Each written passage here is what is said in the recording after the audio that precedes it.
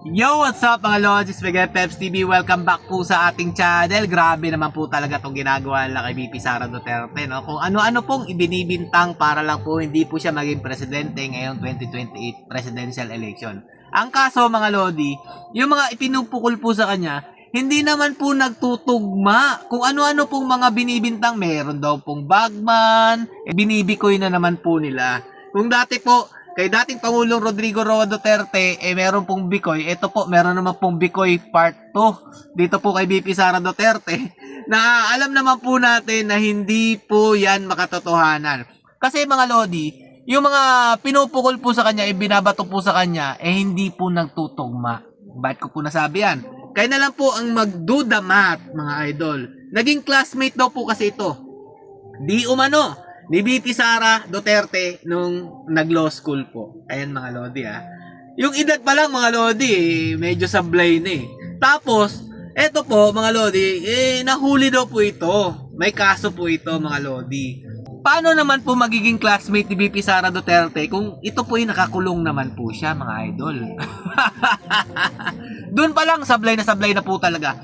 Nasa sa inyo na lang po kung maniniwala kayo. Ibig sabihin nun, tanga po kayo at madali po kayong mauto. Pero para sa amin, namulat na po sa katotohanan na alam naman po nating sinisira lang po nila ang pangalang Duterte. Dahil nga po, ito po ang pinaka magiging mahirap nilang katunggali ngayong 2028 presidential election. At hindi po nila ito matatalo mga Lodi. Makikita naman po natin sa mga surveys, sa mga sinasabi po ng mga tao na nakasaksi kung anong klaseng pangulo po si dating Pangulong Rodrigo Roa Duterte dito po sa ating bansa. Ang laki po ng pagbabago.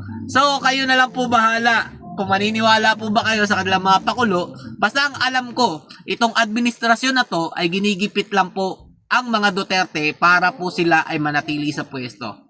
At alam naman po natin din na kung ano po yung ginagawa nilang katarantaduhan sa ating bansa. Biruin nyo ang dami pong pera ang nawaldas. Bilyon-bilyon po ang pinag-uusapan dito. Pero ang bukang bibig lang po nila ay ang confidential fund po ni VP Sara Duterte. Dahil kung ang confidential fund po ang kanilang tinuturing para po ma-impeach si VP Sara Duterte, dapat po imbestigahan po lahat ng may confidential fund. Lalong-lalo na po itong Pangulo na ito mga Lodi. Dahil mas mataas po ang kanyang confidential fund kesa naman po kay VP Sara Duterte.